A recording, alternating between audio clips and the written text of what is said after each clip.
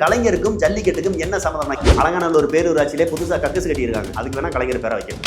கலைஞர் ஜல்லிக்கட்டுக்காக என்ன செஞ்சார்? ஒண்ணுமே செய்யல. ஜல்லிக்கட்டுக்காக புத்தகம் எழுதினாரா? ஜல்லிக்கட்டு போராட்டங்கள் நடத்தினாரா? இல்லை ஜல்லிக்கட்டு ஒலிம்பிக்ல சேர்க்கறதுக்கு கலைஞர் பாடுபட்டாரா?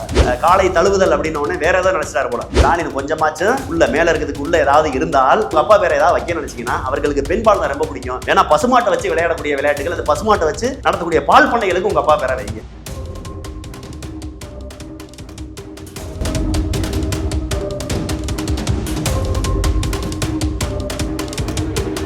நகரம் நேயர்களுக்கு வணக்கம். இன்றைக்கு நம்மோடு நாம் தமிழர் கட்சியின் மாநில கொள்கை பரப்பு செயலாளர் முனைவர் நத்தம் சிவசங்கரன் இணைந்திருக்கிறார். அவரோடு மதுரையில் அமைக்கப்பட்டுள்ள ஜல்லிக்கட்டு மைதானத்திற்கு பெயர் சூட்டும் விவகாரம் தொடர்பாக விவாதிக்க இருக்கிறோம். வணக்கம். வணக்கம். உங்கள் ஊருக்கு அருகாமையிலேயே இன்னைக்கு மதுரையில் இன்னைக்கு ஜல்லிக்கட்டுக்காக மிகப்பெரிய பிரம்மாண்டமான ஒரு மைதானத்தை இன்னைக்கு முதலமைச்சர் அவர்கள் ஏற்படுத்தி இருக்கிறாரு. எப்படி பாக்குறீங்க? இல்ல, அது எங்க ஊரு பக்கத்துலன்னு சொல்ற விட நான் சிறு வயதுல இருந்து வளர்ந்த ஊர். என்னுடைய அத்தை வீட்டுல தான் நான் சிறு வயதுல இருந்து வளர்ந்தேன். அலங்காநல்லூர் பக்கத்துல இருக்க புதுப்பட்டின்ற கிராமத்துல தான் நான் வளர்ந்தது. அந்த பகுதியில பாத்தீங்கன்னா பொதுவாக உங்களுக்கு தெரியும், ஜல்லிக்கட்டுனாலே ஒரு 3 ஊர்களை மையமா தான் ஜல்லிக்கட்டு நடக்கும். அந்த ஜல்லிக்கட்டு 3 ஊர்லயுமே பிரசித்தி பெற்றது. ஒரு காலத்துல அலங்காநல்லூர் ஜல்லிக்கட்டு ரொம்ப பிரபலமானதுக்கான காரணம் என்னன்னா, அந்த ஊரினுடைய பாரம்பரியம் பண்பாடு அதெல்லாம் தாண்டி அது பிரபலமானதுக்கான காரணம் பாடல்கள், நிறைய சினிமா பாடல்கள், சினிமாக்கள்ல வச்ச வசனங்கள், இன்னொன்னு அலங்காநல்லூர் ஜல்லிக்கட்டு சம்பந்தமா வந்த சில படங்கள், இதெல்லாம் அலங்காநல்லூர் ஜல்லிக்கட்டு, அதாவது ஜல்லிக்கட்டுனா அலங்காநல்லூர் தான் அப்படின்ற அளவுக்கு பிரசித்தி பெற்றுச்சு. இந்த மக்கள் மத்தியில ஆழமா பதிய வச்சிருச்சு. அதுதான் உண்மை. ஆனால் அதற்கு பிறகும் கூட இந்த அலங்காநல்லூர் ஜல்லிக்கட்டுக்கு முன்னாடியே அந்த ஆங்கில புத்தாண்டு வந்துருச்சுனாலே, நியூ இயர் வந்துருச்சுனாலே இந்த ஜல்லிக்கட்டோட இது தொத்திரும். அதுலயும் குறிப்பா பாத்தீங்கன்னா தை மாதம் பிறந்த உடனே, அது தை மாதம் பிறக்க போதுனாலே அந்த ஜல்லிக்கட்டு காய்ச்சல் வந்துரும். எல்லா பேத்துக்குமே ஜல்லிக்கட்டை பத்தி பேச ஆரம்பிச்சிடும். அப்படி பார்க்கும்போது என்ன ஆகுது, இந்த அலங்காநல்லூர் ஜல்லிக்கட்டுக்கு முன்னாடி நடக்கிறதா பாலமேடு ஜல்லிக்கட்டு, அதற்கு முதல் நடக்கிறது அதாவது தை 1ஆம் தேதி அவனியாபுரம், தை 2 பாலமேடு, தை 3ஆம் தேதி அலங்காநல்லூர். இப்படிதான் நடக்கும், வரிசையா நடக்கும். ஆனா இந்த 3 ஊர்களுமே பாத்தீங்கன்னா நவசக்தி, இது ஒரு வரலாற்றின் காரணமாக உருவாக்கப்பட்டது. இப்ப முதல் நாள் எடுத்த உடனே அவனியாபுரத்துல ஜல்லிக்கட்டு நடக்கும். நான் சிறு வயதுல இருக்கும்போது இன்னைக்கு அவனியாபுரத்தினுடைய வாடிவாசல் பகுதி இருக்கு பாத்தீங்களா, அது கிடையாது. ஏன்னா எனக்கு அவனியாபுரத்துலயும் என்னுடைய சொந்த பந்தங்கள் இருக்கிறதுனால எனக்கு அங்க நல்லாவே தெரியும். நான் சிறு வயதுல அங்க ஜல்லிக்கட்டுலாம் போயிருக்கேன். அந்த இப்ப இருக்கிற ஜல்லிக்கட்டு மைதானத்திற்கு பக்கத்திலேயே ஒரு சந்துக்குள்ளதான் நடக்கும். அதாவது அப்ப அந்த காலகட்டங்கள்ல வாடிவாசலுக்கு தகுந்த மாதிரி நல்லா அகலமா இருந்துச்சு. பிற்காலங்கள்ல அந்த குடிசை வீடுகள், ஓட்டு வீடுகள், கார வீடா மாறினதுக்கு அப்புறம் அதனுடைய இட நெருக்கடி ரொம்ப அதிகமாகவுமே பக்கத்திலேயே மாத்திக்கிட்டாங்க. அதே ஊருக்குள்ளே பக்கத்துல மாத்திக்கிட்டாங்க. அப்ப இந்த எல்லா பேர் என்ன நினைக்கிறாங்க, ஏற்கனவே நடந்த இடத்த விட்டு மாத்துனீங்கல்ல, ஏன் நீங்க திரும்ப இப்ப புதுசா வந்த ஜல்லிக்கட்டு மைதானத்துக்கு வரக்கூடாது? நாம ஜல்லிக்கட்டு மைதானத்தை 2 விதமா பார்ப்போம். அதாவது இதனுடைய வரலாறு ஒவ்வொரு ஊர்லயும் ஒவ்வொரு சாமிகளுக்காக ஒவ்வொரு வரலாற்றின் காரணமாக தான் அந்த ஜல்லிக்கட்டுங்கிறது அப்படியே பரிணாம வளர்ச்சி அடைஞ்சிருக்கு. இல்ல, இன்னைக்கு போதிய இடவசதி இல்லாத காரணத்தினால இன்னைக்கு அரசு இன்னைக்கு அவ்வளவு பெரிய மைதானத்தை கட்டியிருக்கிறாங்க. எந்தவித உயிர் சேதம் இருக்கக்கூடாது, அதே போல காளைகளுக்கும் எந்தவித பாதிப்பு இருக்கக்கூடாதுன்னு இன்னைக்கு அந்த அவ்வளவு பெரிய மைதானத்தை ஏற்பாடு பண்ணிருக்கு. இல்ல, அது சிறப்பு, அதுல மாற்றுக்கிறது இல்லை. ஆனாலும் கூட நான் என்ன சொல்ல வர்றேன், இதற்கு முன்பு அந்த ஜல்லிக்கட்டினுடைய இடங்கள் மாற்றப்பட்டது ஒன்றும் புதிதல்ல. ஆனால் மாற்றப்பட்ட இடம்ங்கிறது என்னன்னா ரொம்ப அதிகமான இல்லை. அது நடக்கிறதுக்கு அப்படியே அடுத்த வீதி, ஒரு மைதானம் நடக்கிறதுக்கு அடுத்த வீதியிலேயே தான் அதை ஆரம்பிச்சிருக்காங்க. அதாவது என்ன சொல்லணும்னா, ஒரு 20 மீட்டருக்குள்ளதான் அந்த ஜல்லிக்கட்டினுடைய இடப்பெயர்வே நடந்திருக்கு. இது அவனியாபுரத்துல மட்டும்தான் நடந்திருக்கு. அலங்காநல்லூர்லயே பாலமேட்லயே அப்படியெல்லாம் ஒரு இடப்பெயர்வு பெருசாலாம் நடக்கல. அதனாலதான் அந்த மக்கள் எதிர்ப்பு தெரிவிக்கிறாங்க. பொதுவா இந்த ஒவ்வொரு இப்ப நீங்க அலங்காநல்லூர் எடுத்துக்கிட்டீங்கன்னா, முனியாண்டி கோவில்னு ஒரு பாரம்பரியமான கோவில், பழமையான ஒரு கோவில் முனியாண்டி. இது அந்த சிலையை பார்த்தீங்கன்னாலே ஒரு மாதிரி ஒரு உக்கிரமா பயங்கரமா இருக்கும். அந்த முனியாண்டி கோவில்ல தான், அந்த முனியாண்டி கோவிலை மையமா வச்சோம். இந்த வாடிவாசலுக்கு எதிர்த்த மாதிரியே பார்த்தீங்கன்னா, அலங்காநல்லூர் வாடிவாசலுக்கு ஏற்ற மாதிரி பார்த்தீங்கன்னா காளியம்மன் சொல்லிட்டு ஒரு கோயில் இருக்கும். ஒரே ஒரு வேப்ப மரத்தோட ஒரு சின்ன திட்டு தான் இருக்கும். ஒரு பெரிய ஒரு மிஞ்சி போனாக்க ஒரு 8க்கு 8 அந்த அளவுல ஒரு திட்டு இருக்கும். அதுல நிறைய வேல்கள்லாம், சூலாயுதம்லாம் நிறைய ஊண்டி இருக்கும். அந்த காளியம்மனை மையமா வச்சுதான் இந்த விழாவே நடக்கும். முனியாண்டிக்கும் அலங்காநல்லூர் முனியாண்டிக்கும் அலங்காநல்லூர் காளியம்மனுக்கும் சேர்த்து தான் இந்த ஜல்லிக்கட்டு மைதானமே, அதாவது ஜல்லிக்கட்டுன்ற ஒரு விழாவே. அதாவது அந்த காலகட்டங்களில் ஒரு கதை சொல்லுவாங்க. எப்படின்னா, அந்த காலகட்டங்களில் காலரா பேதின்னு சொல்லக்கூடிய நோய் கொஞ்சம் கொடுமையான நோயா பார்ப்பாங்க. நிறைய, அதாவது ஒரு தடவை காலராவோ பேதியோ வந்துருச்சுனாக்க ஒரே காலகட்டத்தில் ஒரு ஊரினுடைய மக்கள் தொகையில ஒரு 20% 20% அடியாயிரும். அந்த அளவுக்கு ரொம்ப கொடுமையான வியாதிகளா இருக்கிற காலகட்டத்தில் இந்த மாதிரி சில சாமிகளுக்கான, அது கிராம தெய்வ வழிபாடு தானே, குலதெய்வ வழிபாடு, கிராம தெய்வ வழிபாடு, சிறு தெய்வ வழிபாடு தானே. அந்த மாதிரி இடங்கள்ல என்ன பண்றது, அந்த பலியிடல்கள் செய்வாங்களாம். அந்த மாதிரி பலியிடல் செய்யல என்ன சொன்னாங்களா, நீங்க ஒரு ஜல்லிக்கட்டை வைங்க, அந்த ஜல்லிக்கட்டு மூலமாக என்னுடைய தேவையை நானே, எனக்கு தேவையான ரத்த வாடையை நானே எடுத்துக்கிறேன். அது உயிர் பலியா இருக்கலாம், காயங்களா இருக்கலாம். அது உயிர் பலியா இருக்க வாய்ப்பு இல்லை, ஆனாலும் காயங்களா இருக்கலாம். எனக்கு தேவையான ரத்தத்தை நான் எடுத்துக்கிறேன்ற மாதிரி அந்த காலகட்டங்களில் சிலருக்கு அருள் வாக்கு வந்து சொன்னதாகவும், அதற்கப்புறம் தான் இந்த ஜல்லிக்கட்டு வந்து இப்படி புகழ்பெற்று, அதாவது வளர்ந்து வந்ததாக நடத்தப்பட்டதாகவும் பழமையான வரலாறு. அது பல நூறு ஆண்டுகளுக்கு முன்னாடி இருக்கிறத பெரியவங்க சொல்லுவாங்க, நம்ம செவி வழியா கேள்விப்பட்டிருக்கோம். இப்ப அங்க உள்ள மக்களுக்கு வந்து என்ன பிரச்சனையா இருக்குது? இங்க இருந்து அந்த புதிதாக கட்டி அரசு கட்டியிருக்கக்கூடிய மைதானத்தை கொண்டு போறது என்ன சிக்கல் இருக்கு? இல்ல, அதைத்தான் சொல்லி வர்றேன். அதாவது இப்படி இருக்கிறதா இந்த அலங்காநல்லூர் ஜல்லிக்கட்டினுடைய பாரம்பரியம். நீங்க அலங்காநல்லூர் ஜல்லிக்கட்டு இன்னைக்கு அரசாங்கம் உதவி செய்யுது. இன்னைக்கு அரசாங்கம் நிறைய வந்து பரிசு பொருட்கள் கொடுக்குது. தனி நபர்கள் விளம்பரத்திற்காகவும் சரி, அல்லது ஆர்வத்தின் பேராலும் கூட நிறைய பேர் வந்து தங்களுடைய நிறுவனத்தின் பேரால், அது ஒரு நகை கடையா இருக்கலாம், அல்லது ஏதாவது ஒரு நிறுவனமா இருக்கலாம், இல்ல தனியா ஒரு பெரும்பான்மையான ஒரு பெரிய பணக்காரராக இருக்கலாம், அந்த மாதிரி வந்து இன்னைக்கு பரிசு பொருள் நிறைய கொடுக்குறாங்க. ஆனா அலங்காநல்லூர்ல ஒரு காலகட்டத்துல பரிசு பொருட்கள் ரொம்ப குறைவா இருக்கும். குறிப்பா அலங்காநல்லூருடைய ஜல்லிக்கட்டு கமிட்டி இருக்கு இல்லைங்களா, அந்த கமிட்டியார் பார்த்து உள்ளூருக்குள்ள வசூல் செய்யற பணத்தை வச்சு, அந்த உள்ளூர் மக்களுடைய வரி பணத்தை வச்சு தான் வாங்கி கொடுப்பாங்க. வெறும் வேட்டி துண்டு மட்டும் கொடுக்கப்பட்ட காலமும் இருக்கு எனக்கு தெரியும். அது போகிறதுக்கு அங்கேயே ஒவ்வொரு மக்களுக்கும் ஒவ்வொரு இடம் ஒதுக்கி கொடுப்பாங்க. இன்னைக்கு வந்து அரசாங்கம் சார்பாக நிறைய வந்து பரண் அமைச்சு கொடுக்குறாங்க பார்த்தீங்களா, அதாவது நிறைய இதெல்லாம் கட்டி, கட்டைகள் மூலமா கட்டி மக்கள் உட்காந்து பார்க்கிற மாதிரி ஒரு ஒரு ஏற்பாடுகளை பண்ணி தராங்க தெரியுமா. இது இப்பதான் கிட்டத்தட்ட ஒரு 10 ஆண்டுகளுக்குள்ளதான் அரசாங்கம் கட்டுது. இதற்கு முன்னாடி நாங்கெல்லாம் சிறு வயதா இருக்கும்போது பனை மரத்தை வச்சு பரண் அமைப்பாங்க. பனை மரத்தை வச்சு 2 அடுக்கு அந்த மாதிரி பரண் அமைப்பாங்க. இந்த பரண் யாருன்னா அந்த உள்ளூர் மக்கள் அவங்கவுங்க இடம் பிடிச்சி அவங்கவுங்க வந்து பரண் அமைச்சு அதுல வரக்கூடிய மக்கள்கிட்ட காசை வாங்கிட்டு மேலே ஏற்றுவாங்க. கமிட்டி சார்பா இருக்கிறது எதிர்பார்த்தா வெளிநாட்டுல இருந்து வர்றவங்களுக்காக சிமெண்ட்ல கட்டப்பட்ட ஒரு அரங்கம் இருக்கு. அந்த அரங்கம் மட்டும்தான் அந்த கமிட்டியால அரசாங்கத்தால வைக்கப்பட்டதா இருக்கும். மற்றவைகள் பூராமே அந்த கமிட்டியால ஏற்படுத்தப்பட்டது போக கிராம மக்கள் தங்களுடைய இதுக்கு பயன்படுத்திக்குவாங்க. அவங்கள பரண் அமைப்பாங்க. அந்த பரன்ல வரக்கூடிய நபர்கள், அதாவது ஜல்லிக்கட்ட பார்வையாளர்களா வர்றாங்கல்ல, அந்த பார்வையாளர்களை ஏற்றி விட்டு அதற்கு ஒரு கட்டணம் மாதிரி வசூல் செய்வாங்க. இப்படி இருந்தா தான் முழுமையா அரசாங்கம் எடுக்குது. முழுமையா அந்த ஏற்பாடுகளை பூரா செஞ்சு, இன்னொன்னு ஒரு குறிப்பிட்ட சொல்லிக்கிறேன். ஐயா சகாயம் இருந்தாங்க பாத்தீங்களா, அப்ப சகாயம் ஐயா மாவட்ட ஆட்சியராக இருந்தபோது அலங்காநல்லூர், பாலமேடு, அவனியாபுரம் இந்த பகுதிகளில் நடந்த ஜல்லிக்கட்டுக்கு மாடுபிடி வீரர்களுக்கும் குடிநீர்ல இருந்து, மோர்ல இருந்து, பிஸ்கட்ல இருந்து எல்லாமே கொடுத்தாரு. ஏன்னா அவங்களும் காலையில இருந்து மாடு பிடிக்கிறாங்க, அவங்களும் ஒரு உயிருள்ள ஜீவன் தானே சொல்லிட்டு அவங்க மட்டும்தான். நான் ஏன் அதை பதிவு செய்யறேன்னா, நான் மாடு பிடிக்கிற இடத்துல இருந்திருக்கேன். சின்ன வயசுல அந்த ஊர்ல இருந்தேன், அதனால மாடு பிடிக்கலாம் போயிருக்கேன். அது நிறைய என்னுடைய முகநூல் பக்கங்களை எல்லாம் பதிவு செஞ்சிருக்கேன். அப்ப கல்லூரியில படிக்கிற காலகட்டங்கள். இப்ப எல்லாம் போகலாம்னு நினைக்கிறது குடும்பம் இருக்குல்ல, அதனால அனுமதிக்க மாட்டாங்க. அதனால அந்த காலகட்டங்கள், அந்த இளைஞராக இருந்த காலகட்டத்தில் நாங்களும் போயிருக்கோம். ஐயா சகாயம் மட்டும்தான் அந்த மோர், பிஸ்கட்டு, தண்ணி எல்லாமே கொடுத்தது. இன்றளவும் தண்ணி மட்டும் வைக்கிறாங்க. வெறும் சிண்டெக்ஸ் டேங்க் வச்சு விட்டு தண்ணி மட்டும் வைக்கிறாங்க. ஆனாலும் அவர்களுக்கு ஒரு உணவோ, ஒரு பிஸ்கட்டோ, ஒரு ஏதாவது கொடுத்தாக்க நல்லா இருக்கும். அதை இந்த காணொலி வாயிலா மாடுபிடி வீரர்கள் சார்பாகவும் ஒரு கோரிக்கை வச்சிருக்கேன். அதே மாதிரி மாடு கொண்டு வர்ற நபர்களும் அவ்வளவு கஷ்டப்படுவாங்க. மாடுகளை நீங்க நினைக்கிற மாதிரி வந்த மாட்டை அவுத்து விட்டு இல்லை. உண்மையிலே சொல்றேன், ஜல்லிக்கட்டு மாடு வளர்க்கறதுல அவ்வளவு கஷ்டங்கள் இருக்கு. இல்ல, இரவு பகலா கிட்டத்தட்ட 100க்கும் மேற்பட்ட மாடுகளை வச்சுக்கிட்டு அவங்க அந்த கஷ்டப்பட இடைஞ்சலான இடத்துக்குள்ள இருந்து கஷ்டப்பட்டு அந்த மாடை அவுத்து விடுறதை நம்ம பார்த்திருக்கோம் காட்சி. அது வந்து நவசக்தி ஒரு குறிப்பிட்ட இடத்துல தான் நீங்க சொல்றது. ஒரு குறிப்பிட்ட நாள் விடிஞ்சா ஜல்லிக்கட்டுனா நைட்ல இருந்து தூரமா இருக்கிறவங்க சாயங்காலமே வந்துருவாங்க. மாட்டை கட்டி போட்டு அந்த கிட்டின்னு சொல்லுவாங்க, அந்த கிட்டிகள்ல பூராமே மாட்டை கொண்டு நிப்பாட்டிடுவாங்க. நீங்க நினைக்கிற மாதிரி அது சாதாரண விடயம் கிடையாது. ஒரு மாடு எவ்வளவு நேரம் நிற்கும். மாடை பிடிச்சிட்டு வரக்கூடிய மாட்டினுடைய முதலாளிகள், மாட்டினுடைய மாடை வளர்க்கக்கூடிய நபர்கள், அந்த மாட்டு கூடவே ஒரு 10-15 பேர் வருவாங்க. அவங்களாம் எவ்வளவு நேரம் அடிப்பாங்க. ஸோ அவங்களுக்கு ப்ராப்பரான, அவங்களுக்கு சரியான உணவு கிடைக்காது, சரியான ஓய்வு கிடைக்காது.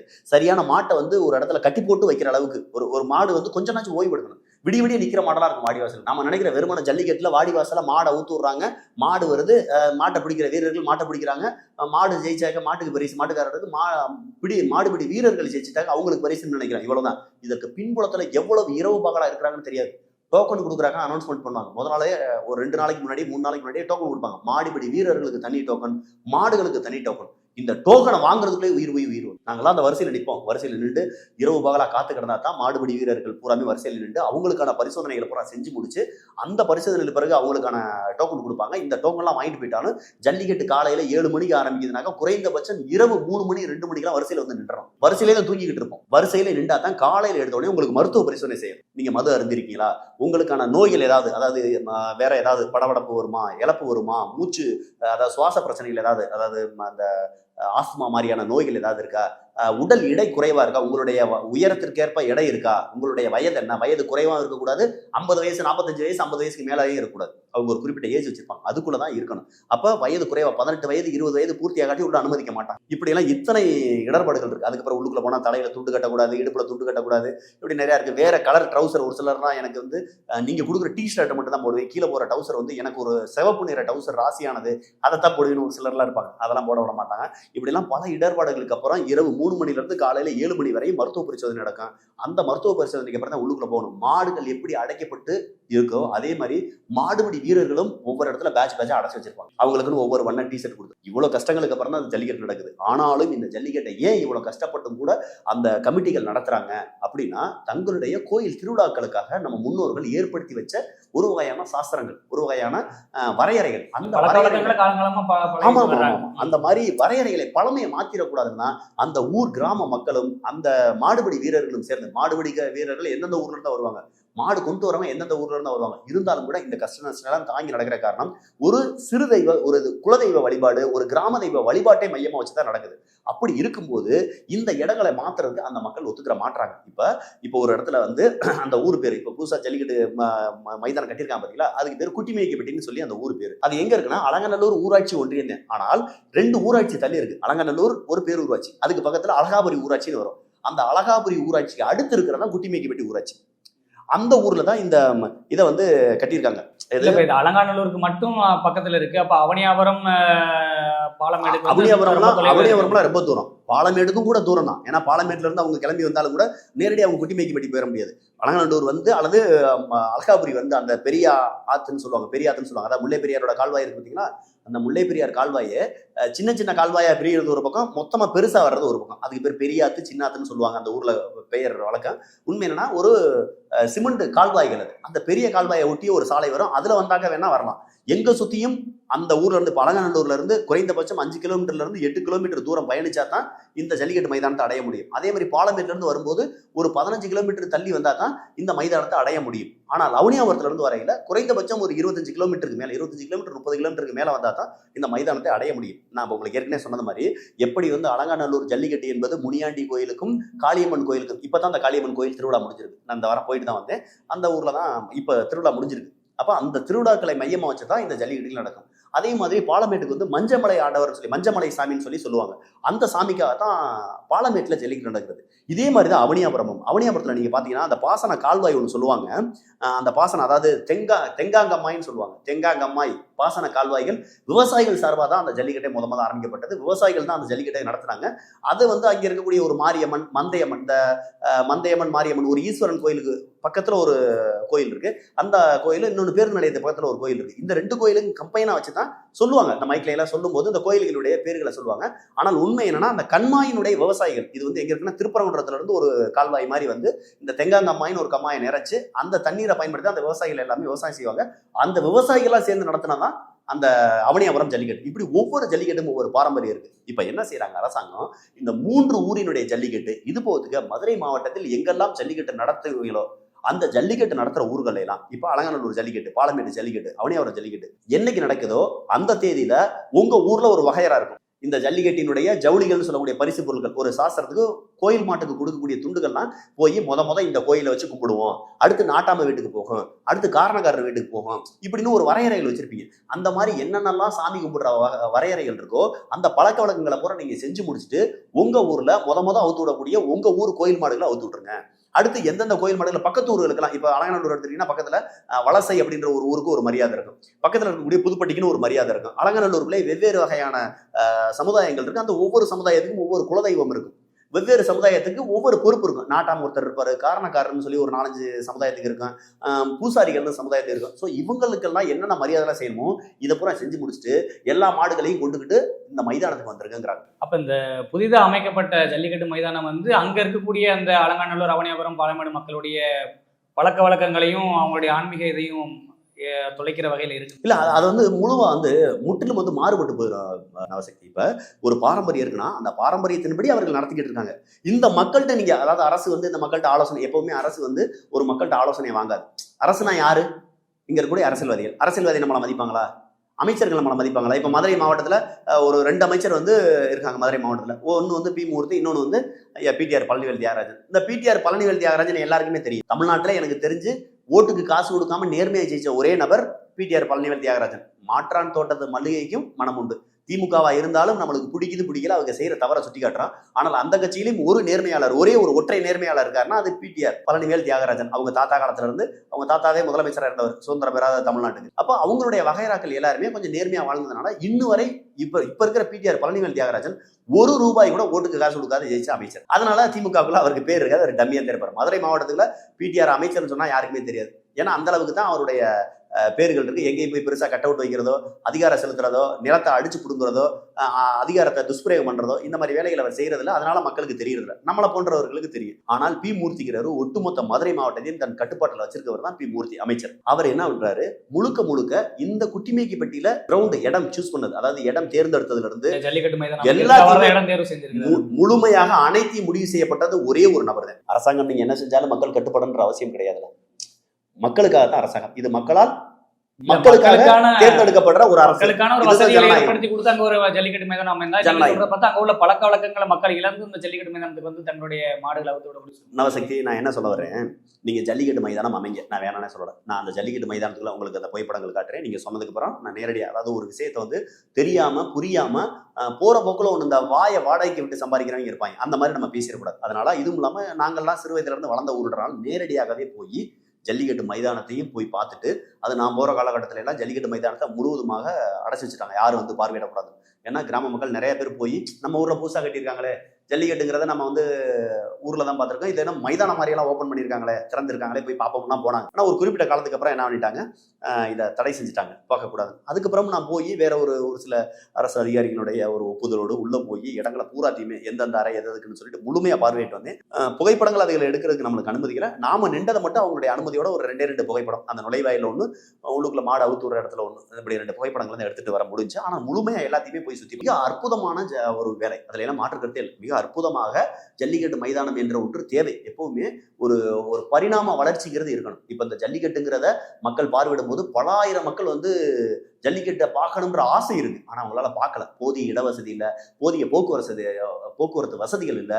அப்ப என்ன செய்ய வேண்டியது இருக்கு, இந்த மக்கள் எல்லாரும் பார்க்கறது வெறும் டிவிலையும் மொபைல் இன்டர்நெட்லேருந்தே பார்த்துட்டு இருக்கோம், யூடியூப்லேருந்தே பார்த்துட்டு இருக்கோம். அப்படியே அந்த இடத்துல ஒரு மிகப்பெரிய மைதானத்தை கட்டி அந்த மைதானத்துல எல்லா வகையான வசதிகளையும் ஏற்படுத்தி அந்த மைதானத்துக்கு வர்றதுக்கு போறதுக்கு 4 வழியிலையும் 4 பக்கங்களையும் சாலை விதைகளை அதிகரிச்சு, உள்ளுக்குள்ள பார்வையாளர் அரங்கத்தை அதிகரிச்சு, பார்வையாளர்கள் தேவையான கழிப்பிட வசதிகள், பார்க்கிங், அதாவது வண்டிகள் வந்து வாகனங்களை வந்து நிறுத்துறதுக்கான இடங்கள், இதெல்லாம் செஞ்சு சூப்பரா சிறப்பா ஏற்பாடு பண்ணியிருக்கீங்க, மகிழ்ச்சி. இதெல்லாம் தேவை, மாற்று கருத்து இல்லை.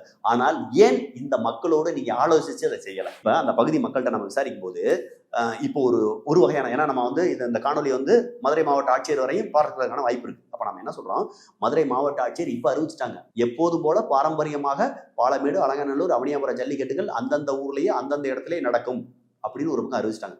இன்னொரு பக்கம் என்ன வகையான ஒரு வதந்தி போய்கிட்டு இருக்குன்னா, 7ஆம் தேதி, அதாவது நம்ம இன்னைக்கு உட்காந்து 6ஆம் தேதி பேசிக்கிட்டு இருக்கோம், நாளைக்கு 7ஆம் தேதி இந்த ஜல்லிக்கட்டு மைதானத்தை திறக்க போறாங்க, திறப்புல நடக்க போகுது, முதலமைச்சர் வந்து மு.க. ஸ்டாலின் திறக்க போறாரு அப்படின்ற அளவுல ஒரு வதந்தி பரவுது. அதுக்கு தகுந்த மாதிரி அங்கே வேலைகளும் துரிதப்படுத்தி வேகமா நடந்துகிட்டு இருக்கு. ஆனா நம்ம என்ன சொல்றோம், ஏன் இந்த மைதானத்தை அமைக்கும் போது இந்த 3 ஊர் ஜல்லிக்கட்டையும் அந்த இடத்துக்கு தான் நாங்க வந்து இடமாற்றம் செய்ய போறோம், டிரான்ஸ்ஃபர் செய்ய போறோம் அப்படின்றத அந்த மக்கள்கிட்ட, குறிப்பாக இந்த 3 ஊரினுடைய விழா கமிட்டி கிட்ட உட்காந்து பேசி, இந்த விழா கமிட்டிகள் எல்லாத்தையும் ஒரு பீஸ் கமிட்டி மாதிரி போட்டு ஒரு அமைதி பேச்சுவார்த்தையை நடத்தி அவர்களுடைய ஒப்புதலோடு ஏன் செய்யல, அல்லது அவர்களுடைய கருத்தை கேட்காம ஏன் செஞ்சீங்க? நீங்க கருத்தை கேட்கறீங்க, எப்படி கேட்டீங்க? உங்க கட்சிக்காரங்களா கூப்பிட்டு உட்கார வச்சு இவங்க தான் விழா கமிட்டின்னு சொல்லிட்டு சும்மா பேசிருக்கீங்க. இப்ப நான் அந்த கிராம மக்கள்கிட்ட, அந்தந்த ஊர்ல, அதாவது அவனியாபுரம், பாலமேடு, அலங்காநல்லூர், இந்த கிராம மக்கள்கிட்ட, எனக்கு நண்பர்கள் இருக்காங்களா, இந்த முனியாண்டி கோயில் பூசாரி, இவங்கெல்லாம் என்னுடைய நண்பர்கள் தான். அப்ப அந்த மாதிரி நண்பர்கள் வட்டாரத்துல மற்றபடி அந்த கிராம மக்கள்கிட்ட எல்லாத்துலையுமே நம்மளுக்கு தெரிஞ்ச அளவுல நம்ம விசாரிக்கும் போது அவங்க சொல்றது என்னன்னா, ஐயா, எங்க ஊர்ல நடக்க வேண்டிய பாரம்பரியமான ஜல்லிக்கட்டு எங்க ஊர்லயும் நடக்கட்டும். அலங்காநல்லூரோ, பாலமேடோ, அவனியாபுரமோ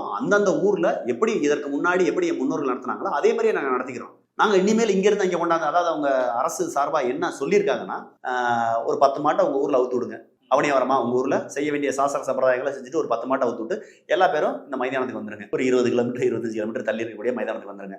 இங்கே அவனியாபுரம் ஜல்லிக்கட்டு நடக்கும். அதே மாதிரி மறுநாள் பாலமேட்டுக்காரங்க உங்க ஊர்ல செய்ய வேண்டிய சாஸ்திரங்கள்லாம் முடிச்சுட்டு திரும்ப மைதானத்துக்கு வந்துருங்க. பாலமேடு ஜல்லிக்கட்டு. அப்ப அந்த மைதானத்துல முதல் நாள் அலங்காநல்லூர், அதாவது பாலமேடு முதல் நாள் வந்து அவனியாபுரம் சார்பாகவும், 2வது பாலமேடு சார்பாகவும், 3வது அலங்காநல்லூர் சார்பாகவும் எங்கே நடக்கும் ஜல்லிக்கட்டு ஒரே மைதானத்துல 3 நாட்கள் தொடர்ச்சியா நடக்கும், 3 ஊர் பேரை சொல்லி நடக்கும் அப்படிங்கிற மாதிரி இவங்க சொல்லியிருக்காங்க. இது அனைத்திற்கும் ஆதாரம் கிடையாது, செவிவழி செய்தி தான். நம்மள்ட்ட சொன்னதான் இந்த அரசாங்கம் இப்படி எல்லாம் திட்டமிட்டு இருக்கு, எங்கள்கிட்ட இப்படி எல்லாம் வந்து பேசுச்சு, நாங்கள் அதற்கு எதிர்ப்பு தெரிவிச்சிட்டோம் அப்படின்றதோட நிக்குது. ஆனால் இந்த ஆண்டு அந்தந்த ஊரில் அந்தந்த இடங்களிலே பழைய பாரம்பரிய முறைப்படி ஜல்லிக்கட்டு நடக்கும்னு மாவட்ட ஆட்சியர் அறிவிச்சிட்டாங்க. இது 3 ஊர்லயுமே போய் அறிவிச்சு அடுத்து வேலைகளை எல்லாம் ஆரம்பிச்சிட்டாங்க. அந்தந்த கமிட்டி, விழா கமிட்டியில வேலையை ஆரம்பிச்சிட்டாங்க. விழா கமிட்டிகளுக்கு வருவாய்த்துறையும் ஒத்துழைப்பு கொடுக்க ஆரம்பிச்சு 2 பேரும் இணைஞ்சு பழைய மாதிரியே வேலையை ஆரம்பிச்சிட்டாங்க. ஆனால் இந்த ஜல்லிக்கட்டை மாற்றக்கூடாது என்பது அவர்களுடைய கோரிக்கை. அதோட சேர்த்து அவங்க என்ன சொல்றாங்க, எங்க ஊர் பாரம்பரியம் எங்க ஊரே நடக்கட்டும், உங்களுக்கு எப்ப தேவையோ அந்த மைதானம் எப்ப தேவையோ அந்த மாதிரி. இப்ப எங்க ஊர்ல வரிசையா 3 நாள் நடக்குதா, அந்த 4வது நாள் நீங்க நடத்திக்கங்க. அதற்காகத்தானே இன்னைக்கு ஜல்லிக்கட்டு மைதானமே இன்னைக்கு அரசு செலவுல அவ்வளவு செலவு பண்ணி இன்னைக்கு அவ்வளவு நடத்தி இருக்காங்க. அந்த மக்களை பயன்படுத்தலைன்னா அந்த கட்டிய பயன் இல்லாம போயிடும். இல்ல, நான் என்ன சொல்றேன், நான் இப்போ உங்கள்கிட்ட சொல்றது அதை பயன்படுத்துங்க, நாங்க வேணானே சொல்றேன். இன்னைக்கு இருக்கக்கூடிய நான் அந்த ஜல்லிக்கட்டு மைதானத்தை போய் பார்த்தேன், ரொம்ப அருமையா ரொம்ப சிறப்பா. அந்த கட்டிட பணிகள் எப்படி நடந்திருக்க தெரியல, ஒருவேளை பேட்ச் ஒர்க் எவ்வளவு இருக்குன்னு தெரியல, அது போக போகத்தான் அதெல்லாம் தெரிய வரும். ஆனால் மிக அழகாக, அதாவது நல்ல அழகா முல்லை பெரியார் கால்வாயிலிருந்து வரக்கூடிய தண்ணியை வச்சு பாசனம் செய்யக்கூடிய அந்த பாசன பகுதிகளை எல்லாம் நல்லா அழகான தார் ரோடுகளை போட்டு, விவசாய நிலங்களுக்குள்ளேலாம் அழகான தார் ரோடுகள், ஏற்கனவே இருந்த சாலையை விரிவாக்கம் பண்ணி புதுசா பாலங்கள்லாம் போட்டு வீடுகளை எல்லாம் போக்குவரத்துக்கு இடையூறு இல்லாம வீடுகளை எல்லாம் இடிச்சு அந்த மாதிரி ரொம்ப பிரம்மாண்டமான சாலைகள். நீங்க சொல்றதுலயே வந்து இரட்டை அர்த்தத்துல இருக்க மாதிரி இருக்கு. அதாவது இடையூறு இல்லாம வீடுகள்லாம் இடிச்சுன்றீங்க, விவசாய நிலத்துல சாலை போட்டு. அது இருக்கத்தானே செய்ய நம்ம சக்தி. ஒன்று தெரிஞ்சுக்கங்க, இந்த சாலை வந்து ஒரு 2 வகையா நம்ம இது பண்ணலாம். ஒன்று பெரிய இளந்தகுளம் அந்த பகுதியில் வரக்கூடிய ஒரு பெரிய அகலமான சாலை, 4 வழிச்சாலை மாதிரி அகலமா போட்டிருக்காங்க.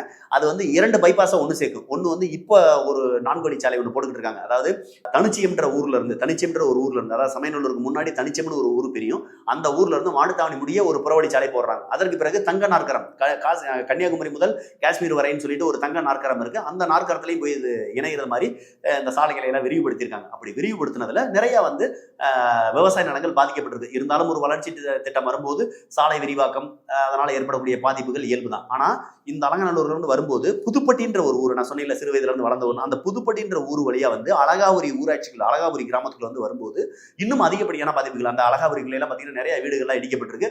அந்த ஊருக்குள்ள ஜாதி சண்டையே வந்துருச்சு. நீங்க அந்த ஜாதிக்காரங்களோட தெருவெல்லாம் இடிச்சிட்டீங்க, ரோட்டு வரத்துல எங்க தெருவெல்லாம் இடிக்காம இருக்கீங்க, அப்படி அதாவது எங்க தெருவை இடிச்சிட்டீங்க, அவங்க தெருவை இடிக்காம இருக்கீங்கன்னு ஜாதி சண்டையே அழகாபுரி கிராமத்துக்குள்ள மனசா அளவுல வர்ற அளவுக்குலாம் ஏற்பட்டுச்சு. அதெல்லாம் இருக்கத்தான் செய்யும், அதெல்லாம் நம்ம பெருசுபடுத்த முடியாது. இருந்தாலும் கூட இந்த மைதானம் இந்த இடத்தில் வருவதற்கான காரணம் என்ன தெரியுமா? இந்த அரசியல் தான் நம்ம உன்னிப்பா கவனிக்க வேண்டிய அரசியல். உண்மையிலேயே இந்த அரங்கம் வந்து இந்த விளையாட்டு அரங்கம் இருக்கு, ஜல்லிக்கட்டு விளையாட்டு அரங்கம். இந்த ஜல்லிக்கட்டு விளையாட்டு அரங்கத்தை ஏன் எதற்குமே சம்பந்தம் இல்லாம குட்டிமேக்கிப்பட்டின்ற ஒரு ஊராட்சியில போய் கீழக்கரைன்ற ஒரு இடத்துல கட்டியிருக்காங்கன்னா, இது அலங்காநல்லூர்ல இருந்து, அலங்காநல்லூர் ஊராட்சி ஒன்றியமா இருந்தாலும் அலங்காநல்லூர் ஊராட்சி, அழகாபுரி ஊராட்சி, இதெல்லாம் தாண்டி தான் இங்க போக வேண்டியது இருக்கு. ஏன் இந்த மைதானத்தை அங்க கொண்டு போய் அமைக்கணும்? இதே மைதானத்தை இப்ப அலங்காநல்லூருக்கும் பாலமேட்டுக்கும் நடுவுலயே நிறைய காட்டு பகுதிகள் இருக்கு. அதாவது இந்த முல்லை பெரியார் தண்ணி பாயாம வறண்ட நிலங்களாக நிறைய பகுதி இருக்கு. அந்த பகுதியிலையும் நிறைய மலைகள் இருக்கு. மலை அடிவாரத்துல விவசாய நிலம் இல்லாம புறம்போக்கு நிலங்கள் எவ்வளவோ இருக்கு. அங்க அமைச்சிருக்கலாம், ஏன் அங்க அமைக்கல? சரி பரவாயில்ல. இந்த அலங்காநல்லூர்லயே கரடுன்னு சொல்லி, அதாவது அந்த ஒரு அரசு பள்ளிக்கூடம் இருக்கு, கரட்டு பள்ளிக்கூடம்னு சொல்லுவாங்க. அதாவது என்னன்னா சின்ன மலைக்குன்றுகள் மாதிரி இருக்கதான் கரடு. அந்த கரட்டு பகுதியில இந்த பள்ளிக்கூடத்துக்கு வடக்கு புறத்துல, வடமேற்கு புறங்கள்ல நிறைய காலி இடங்கள் கிடக்கு, நிறைய புறம்போக்கு இடங்கள் கிடக்கு, எதுக்குமே பயன்படாத நிலங்கள். அதுல வந்து தண்ணி பாயாது, அங்க போர் போட்டு விவசாயம் செய்ய முடியாது, ஏன்னா டேப்பரா இருக்கும், அதுல விவசாயம் செய்ய முடியாது. அந்த மாதிரி பகுதிகள் நிறைய இருக்கு அந்த பகுதியில். ஏன் அங்க வந்து நீங்க வந்து இது வந்து கிட்டத்தட்ட ஒரு 300 ஏக்கர் பரப்பளவுல இடத்த வாங்கி நீங்க வந்து விளையாட்டு மைதானம் அமைச்சிருக்கீங்க. அதே ஜல்லிக்கட்டு விளையாட்டு மைதானத்தை கரட்டு பள்ளிக்கூடத்துக்கும் வடக்கு புறத்திலேயே வடமேற்கு பகுதியிலே அமைச்சிருக்கலாம். அவ்வளவு நிலப்பகுதியில் அங்கே இருக்கு, ஆனால் அங்கே அமைக்கல. பரவாயில்ல. அலங்காநல்லூர் கேட்டு கடையில இருந்து பாலமேடு போற வழியில எவ்வளவோ இடங்கள் இருக்கு, அங்க அமைச்சிருக்கலாம், அங்க அமைக்கல. இந்த குறவன் குளம்னு ஒரு ஊர் இருக்கு, அந்த ஊரை சுத்தி நிறைய இருக்கு. சின்ன ஊர் சரி இருக்கு, அந்த பகுதிகளில் நிறைய இடங்கள் இருக்கு. இன்னும் வரிசையா நீங்க அந்த வழியில போற வழியில அங்க இருந்து ஆரம்பிச்சீங்கன்னா பாலமேடு தாண்டி இன்னும் சொல்லணும்னா எரம்பட்டி டேம்னு சொல்லி இருக்கு, அந்த டேம் வரையும் கூட ஏகப்பட்ட இடங்கள் இருக்கு. அந்த மாதிரி பகுதிகளில் நீங்க அமைச்சிருக்கலாம், ஆனால் அமைக்கல. ஏன் இந்த இடத்த மட்டும் குறிப்பா தேர்வு செஞ்சு அதுக்கு தான் சொல்ல வரேன். அதுக்கான காரணம் என்னன்னா, அந்த பகுதியில ஏற்கனவே ஒரு 300 ஏக்கர் மதுரையினுடைய மண்ணின் மைந்தர் பி மூர்த்தி அமைச்சர் அவர்கள் அங்க இடத்த வாங்கி போட்டிருக்காங்க. ஒரு 300 ஏக்கர் ஏற்கனவே அங்க இடம் வாங்கி வச்சிருக்காரு. அந்த 300 ஏக்கர்ல 2 வகையான ஒரு ப்ராஜெக்ட் வரப்போகுது. ஒன்னு கல்லூரி, இன்னொன்னு சிபிஎஸ்இ ஸ்கூல். ஒண்ணு இந்த 2 கொண்டு வர்றதுக்கான ஏற்பாடை முன்னக்கூட்டியே பண்ணிட்டாரு. ஏதாவது ஒரு காட்டுக்குள்ள கொண்டு போய் ஒரு ஸ்கூலையோ ஒரு காலேஜ் ஆரம்பிச்சா பிரம்மாண்டமா இருக்குமா? பேர் சொல்ல முடியுமா? எல்லாருமே யோசிப்பாங்கல்ல, எப்பவுமே இந்த கல்லூரிகள் புறமே காட்டுக்குள்ள தான் ஆரம்பிப்பாங்க. இருந்தாலும் அந்த இடத்துல இன்னொன்னு ஒரு அந்த இடத்தினுடைய மணிமகுடமாக ஒண்ணு ஏதாவது ஒண்ணு இருந்துச்சுனாக்க அது பிரசித்தி பெற்ற அந்த அவருடைய தனிப்பட்ட இடத்திற்கு மதிப்பு கூட்டுறதுக்காக ஜல்லிக்கட்டு மைதானத்தை கொண்டு போய் இதை புரிஞ்சுக்கிறேன். இதா மதுரை மாவட்ட மக்கள், அலங்கநல்லூர், பாலமேடு, அவனியாவரம் மக்கள் நீங்க புரிஞ்சுக்கங்க. உங்களுடைய ஜல்லிக்கட்டை மீட்டெடுப்பதோ, ஜல்லிக்கட்டை பிரசித்தி பெற்றதாக மாற்றுவதோ, பாரம்பரிய சின்னத்தை காப்பாற்றுவதோ திமுகவின் நோக்கம் அல்ல, ஐயா ஸ்டாலின் அவர்களுடைய நோக்கம் அல்ல, பி மூர்த்தி அவர்களுடைய நோக்கம் அல்ல. ஏன்னா ஸ்டாலின் கொஞ்சமாச்சும் உள்ள மேல இருக்கிறதுக்கு உள்ள ஏதாவது இருந்தால் அவர் யோசிச்சிருப்பார், ஏன் இவ்வளவு தூரம் தள்ளி போய் நடத்துற. ஒரு விவாதம் நடக்கும்ல சக்தி. ஒரு திட்டம் புதுசா கொண்டு வர்றோம்னா அந்த திட்டம் சார்ந்த மக்கள் யாரு, அதனால் பலனடையக்கூடிய மக்கள் யாரு, அதனால் பலனை இழக்கக்கூடிய மக்கள் யாரு, பாதிக்கப்படக்கூடிய மக்கள் யாரு, இதெல்லாம் ஒரு விவாதம் நடந்திருக்கும்ல. ஐயா பி மூர்த்திக்கு எதுவுமே இல்லாம இருக்கலாம். அவர் வேணா காசை கொடுத்து ஓட்டு வாங்கி ஜெயிச்சு அமைச்சரா இருக்கலாம், அவருக்கான கல்வி அறிவோ பட்டறிவோ இல்லாம இருக்கலாம். ஆனால் ஒரு மாவட்ட ஆட்சியர் ஒரு ஐஏஎஸ் இருக்காருல்ல, அந்த ஐஏஎஸ் அதிகாரிக்கு கீழே எத்தனை ஐஏஎஸ் அதிகாரிகள், குறைந்தபட்சம் ஒரு 2 ஐஏஎஸ் அதிகாரிகள், ஆர்டிஓ டிஆர்ஓவா இருக்கக்கூடிய 2 பேர்னாச்சும் ஐஏஎஸ் இருப்பாங்கல்ல, அல்லது குரூப் 1 எக்ஸாம் எழுதி பாஸ் ஆகி வந்தவங்களா தானே இருப்பாங்க. அவங்களுக்கு இருக்கும்ல அறிவு, அவங்க எடுத்து சொல்லியிருக்க மாட்டாங்களா? அப்ப இது எல்லாமே தெரியும் நவசக்தி. இதெல்லாம் தெரிஞ்சுதான் இவர்களுக்கு இந்த ஜல்லிக்கட்டு அரங்கத்தின் மூலமாக இவர்களுக்கு பேரு புகழ் கிடைக்குதோ இல்லையோ, வருமானம் கிடைக்குதோ இல்லையோ, இவர்களுக்கு இந்த ஜல்லிக்கட்டு மைதானத்தை வச்சு தனக்கு சொந்தமான 300 ஏக்கரை மிக விலை உயர்ந்த நிலமாக மாற்ற வேண்டும், அதெல்லாம் வருமானம் குறைக்கக்கூடிய நிலமாக மாற்ற வேண்டும். இதுதான் ஐயா பி மூர்த்தி அவர்களுடைய நோக்கம். இது இப்ப இந்த மக்களுக்கு தெரிய ஆரம்பிச்சிருச்சு. கண்டிப்பாக 2024 இந்த மக்கள் அதற்கான பாடத்தை போட்டுவாங்க. ஏன் இந்த தடவை மாவட்ட ஆட்சியர் இந்த 3 ஊரோட ஜல்லிக்கட்டி நாங்க மாற்ற மாட்டோம், அது அங்கேயே நடக்கும்னு சொல்றாங்கன்னா, வரக்கூடிய 2024 இன்னும் 2 மாசம் 3 மாசத்துல தேர்தல் அறிவிக்க போறாங்க, பாராளுமன்ற தேர்தல். இந்த எதிர்ப்பெல்லாம் பாராளுமன்ற தேர்தலை காட்டிடக்கூடாதுன்றக்காக கொஞ்சம் தள்ளி வைக்கிறாங்க. நீங்க வேண்டுமானா எழுதி வச்சுங்க, நல்லா எழுதி வச்சுங்க, இதை குறிச்சு வச்சுங்க. கண்டிப்பாக 2025 மீண்டும் ஒரு ஜல்லிக்கட்டு போராட்டம் மதுரை மாவட்டத்தில் நடக்கும், இந்த மைதானத்தின் வாயிலாக. இல்ல இப்ப இன்னொரு பிரச்சனை, ஒரு பக்கம் புதிதாக மைதானம் அமைக்கப்பட்டிருக்கிறது. அந்த புதிதாக அமைக்கப்பட்ட ஜல்லிக்கட்டு மைதானத்திற்கு முன்னாள் முதலமைச்சர் மறைந்த கலைஞர் அவருடைய பெயரை சூட்டணும்னு சொல்லி இருக்கிறாங்க. இதற்கு நாம் தமிழர் கட்சி கடுமை எதிர்ப்பு தெரிவிக்கிறது. எதற்காக எதிர்ப்பு தெரிவிக்கிறது? அலங்கநல்லூர் பேரூராட்சியிலே புதுசா கக்கசு கட்டி இருக்காங்க, அதுக்கு வேணா கலைஞர் பேரை வைக்கட்டும். நீங்க எதுக்குத்தான் கலைஞர் பேரை வைக்கலன்னு நினைக்கிறீங்க? இப்ப நீங்க ஒண்ணு தெரிஞ்சுங்க, நீங்க பெருவாரியான நிதி எதுக்கு ஒதுக்கி இருக்காங்க? ஒரு 5 கோடிக்கு மேல, ஒரு 10 கோடி 20 கோடி 50 கோடிக்கு மேல நடந்த எல்லா நலத்திட்ட பணிகளையும் எடுங்க, எல்லா வகையான கட்டிடங்களையும் எடுங்க. எல்லாத்துக்குமே பிறகு கலைஞர் நூற்றாண்டு.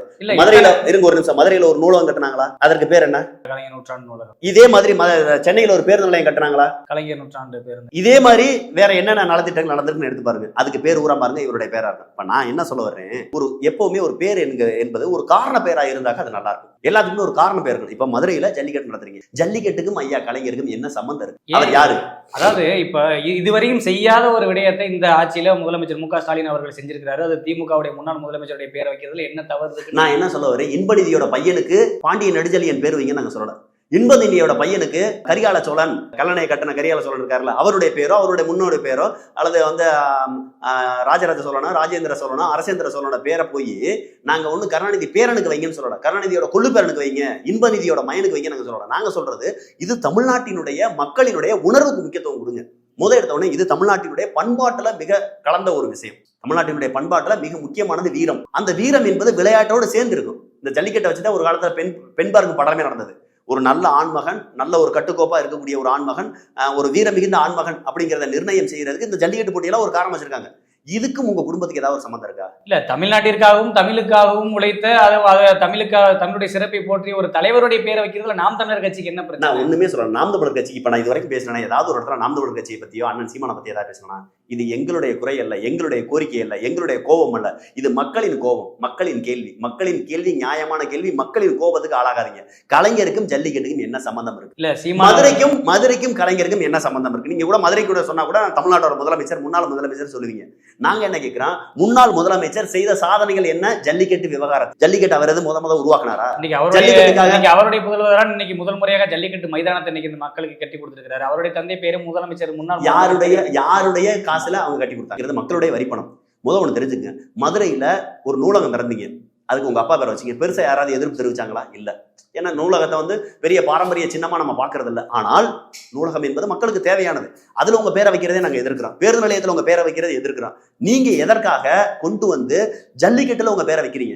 தெரிஞ்சுக்கணும் சக்தி, ஜல்லிக்கட்டுக்கும் அவருக்கு எந்த சம்பந்தமே இல்ல. மதுரை ஆண்ட எத்தனை பேர் பாண்டிய நெடுஞ்செழியன் பேரை வைக்கலாம், பாண்டிய மன்னர்கள் ஏதாவது ஒரு பாண்டியர் மன்னர்களுடைய பேர் வைக்கலாம். இல்ல, ஜல்லிக்கட்டுக்காகவே வாழ்ந்து ஜல்லிக்கட்டுக்காகவே மறைந்த எத்தனையோ முன்னோர்கள், எத்தனையோ முதியவர்கள் இருக்காங்க. ஜல்லிக்கட்டுனா என்ன, எப்படி பாரம்பரியமா வந்துச்சுன்னா அதற்காக புத்தகம் எழுதிய நபர்கள் எத்தனை பேர் இருக்காங்க. அதற்காக குரல் கொடுத்த நபர்கள், ஜல்லிக்கட்டு போராட்ட போராட்டம் நடத்திய நபர்கள், ஜல்லிக்கட்டு போராட்டத்தில் இறந்த நபர்கள், ஜல்லிக்கட்டுலயே மாடு பிடிக்க போய் செத்தவன் எத்தனையோ பேர் இருக்கான். புரியுதுங்களா? அப்பாவும் செத்து மயனு செத்தவனா இருக்கான். அவர்களுடைய பேரை வைங்க, இல்ல ஊரினுடைய பேரை சேர்த்து வைங்க. என்ன தவறு இருக்கு? கலைஞருக்கும் ஜல்லிக்கட்டுக்கும் என்ன சம்பந்தம்? நான் கேட்கிற புரியுதா? கலைஞருக்கும் ஜல்லிக்கட்டுக்கும் என்ன சம்பந்தம்? முதல் ஒன்று தெரிஞ்சுங்க. ஜல்லிக்கட்டு என்பது ஆண் மகன்கள் விளையாடக்கூடிய விளையாட்டு. ஆம்பளை எங்கேயாவது ஜல்லிக்கட்டுல பெண்கள் போய் கலந்துக்கிற பாத்தீங்களா? இது ஆண்களுக்கான விளையாட்டு. இது ஆண்களுக்கான விளையாட்டு.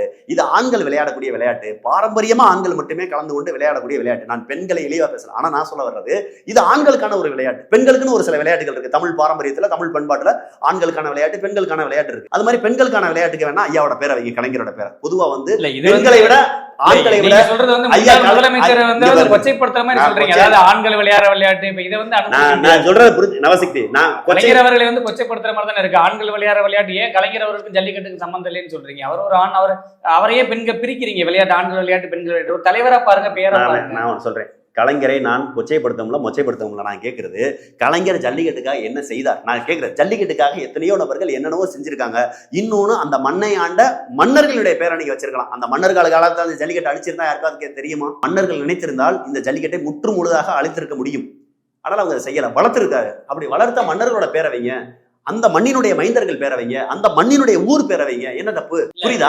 அதை விட்டுட்டு இங்க அந்த இதுக்கு என்ன, நான் உங்களுக்கு என்ன அந்த புகைப்படம் அனுப்புறேன். என்ன பேர் வச்சாங்கன்னு தெரியுமா? கலைஞர் நூற்றாண்டு ஜல்லிக்கட்டு அரங்கம். கலைஞர் ஜல்லிக்கட்டுக்காக என்ன செஞ்சார்? ஒண்ணுமே செய்யல. இங்க வருங்களேன், கலைஞர் ஜல்லிக்கட்டுக்காக புத்தகம் எழுதினாரா? ஜல்லிக்கட்டு போராட்டங்கள் நடத்தினாரா? இல்ல ஜல்லிக்கட்டுக்காக அவர் உயிரோடு இருக்கும்போது இது மாதிரியான பிரம்மாண்டமான அரங்கங்களை எல்லாம் நான் அமைக்க போறேன், ஜல்லிக்கட்டை வந்து இன்னும் விரிவுபடுத்த போறேன், உலகளாவிய மக்கள் அனைவரையும் கொண்டாந்து வேடிக்கையை பார்க்க வச்சு இதை உலக அளவுல ஒரு பிரசித்தி பெற்ற விளையாட்டாக மாற்ற போறேன், ஜல்லிக்கட்டை ஒலிம்பிக்ல எதுவும் சேர்க்கிறது கலைஞர் பாடுபட்டாரா? கலைஞர் ஜல்லிக்கட்டுக்காக புத்தகம் எழுதினாரா?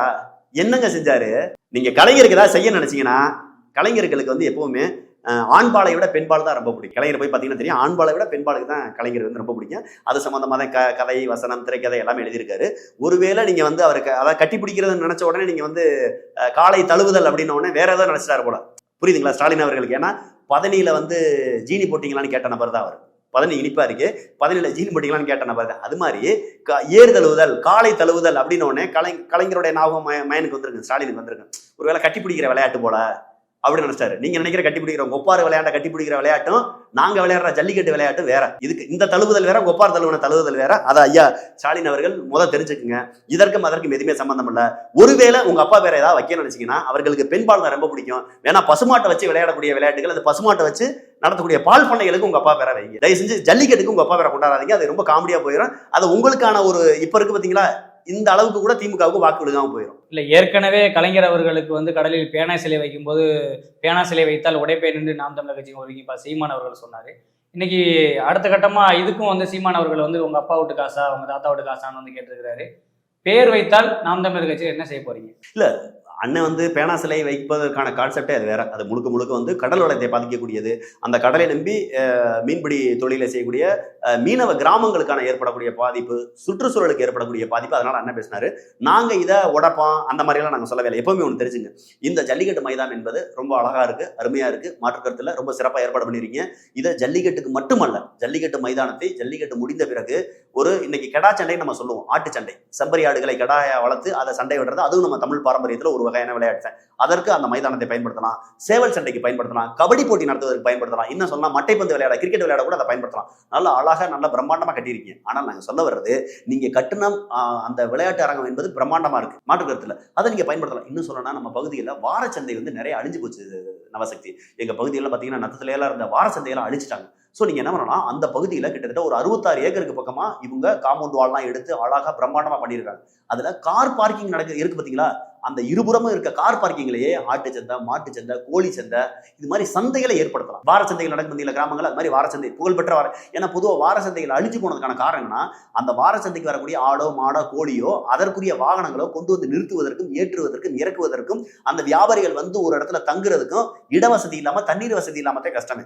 அந்த பகுதியில் காவாய் ஓடுது, தண்ணி இருக்கு, எல்லா வகையான போக்குவரத்து சாலை வசதிகள் இருக்கு, நல்ல இடவசதி இருக்கு. அதனால ஆட்டு சந்தைக்கு பயன்படுத்தலாம், மாட்டு சந்தைக்கு பயன்படுத்தலாம், வார சந்தைகளுக்கு பயன்படுத்தலாம். அதுபோகத்துக்கு உள்ளுக்குள்ளேயே அந்த வளாகத்திலேயே நீங்க கபடி போட்டி வைக்கலாம், கிரிக்கெட் போட்டி வைக்கலாம், ஒரு என்ன சொல்றது கடா சண்டைகள் வைக்கலாம், சேவை சண்டை வைக்கலாம், இன்னும் பிரம்மாண்டமான விழாக்கள் கூட நடத்தலாம், இன்னும் அரசியல் மீட்டிங் கூட நடத்தலாம். அவ்வளவு பிரம்மாண்டமான ஒரு மைதானம். நாங்கள் மைதானத்தை குறை சொல்லவில்லை, ஆனால் நீங்கள் மைதானம் அமைத்த நோக்கமும் மைதானம் அமைத்த இடமும் தவறு.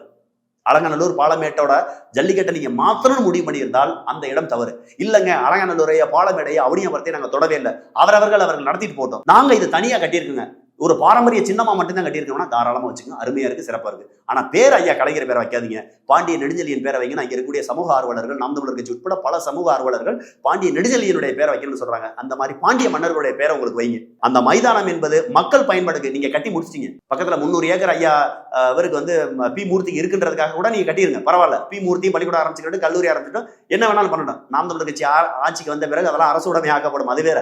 ஆனால் இன்றைக்கு அந்த மைதானத்தை எந்த அளவிற்கு மக்கள் பயன்பாடு கொண்டு வர முடியுமோ அந்த அளவிற்கு மக்கள் பயன்பாடு கொண்டு வாங்க. 3 நாள் தொடர்ச்சியா, முதல் அவனியாபுரம், 2வது பாலமேடு, 3வது அலங்காநல்லூர், 3 நாட்கள் தொடர்ச்சியாக ஜல்லிக்கட்டு இருக்கு. அது பாரம்பரிய ஜல்லிக்கட்டு. அந்த 3 ஜல்லிக்கட்டு 3 ஊர்களில் அந்த கிராம மக்களால், அந்த கிராம கமிட்டியாரால் நடத்தப்படட்டும். 4வது நாள் இருக்கு, அந்த 4வது நாள் நீங்க பிரம்மாண்டமா சேர்த்து கூட இங்க வைங்க. ஆனால் அந்த 3 நாளையும் அந்த மக்களை தொந்தரவுப்படுத்தாதீங்க. அது மட்டும் இல்லாம மதுரை மாவட்டம் மட்டும் இல்ல, திண்டுக்கல் மாவட்டம்லாம், மதுரை, திண்டுக்கல், தேனி, பக்கத்துல இருக்க சிவகங்கை, பக்கத்துல இருக்கக்கூடிய புதுக்கோட்டை, எல்லா மாவட்டங்களில் நடக்கக்கூடிய ஜல்லிக்கட்டுக்கும் அதற்குன்னு ஒரு பாரம்பரியம் இருக்கு. அந்த பாரம்பரியத்தை அழிச்சிட வேண்டாம். மாறாக ஒவ்வொரு மாவட்டத்திலேயும் இது மாதிரி ஒரு பிரம்மாண்டமான அரங்கங்களை கட்டுங்க. அந்த அரங்கங்களுக்கு தமிழ் மன்னர்களை, அந்த மண்ணின் மைந்தர்களோட பேர்களை வைங்க. அந்த மைதானங்களை பல்வேறு வகையான பல்நோக்கு அரங்காக பயன்படுத்துங்க அப்படிங்கிறது நாம் தமிழர் கட்சியினுடைய தாழ்மையான வேண்டுகோள். இதை நீங்க செய்யாம மாறி மாறி திரும்ப நீங்க வந்து மக்களை ஏமாத்தி, பழைய காலத்துல உங்க அப்பா காலத்துல நீங்க செஞ்சது மாதிரி நீங்க மாற்று திட்டங்களை செய்யலாம் நினைச்சீங்கன்னா, மக்களுடைய வரிப்பணத்தை வீணாக்கலாம் நீங்க நினைச்சீங்கன்னா, இன்னைக்கு இருக்கக்கூடிய இணையதளங்களும், இன்னைக்கு இருக்கக்கூடிய நாம் தமிழர் கட்சி போன்ற ஒரு போராட்ட கட்சிகளும் இயக்கங்களும் உங்களை சும்மா விடாது. மக்கள் மனத்தில உங்களை அம்பலப்படுத்தி விடுவோம். கவனமாக ஒவ்வொரு நலத்திட்ட பணிகளையும் கவனமா செய்யுங்க. இன்னைக்கு மக்கள் பூரா வெளிப்படைஞ்சுக்கிட்டு இருக்காங்க, அதை மறந்துட வேண்டாம். நிச்சயமாக எங்களுடைய நேர்காணலில் இணைந்து உங்களுடைய கருத்துக்களை பதிவு பண்ணமைக்கு மிக்க நன்றி. நன்றி, வணக்கம்.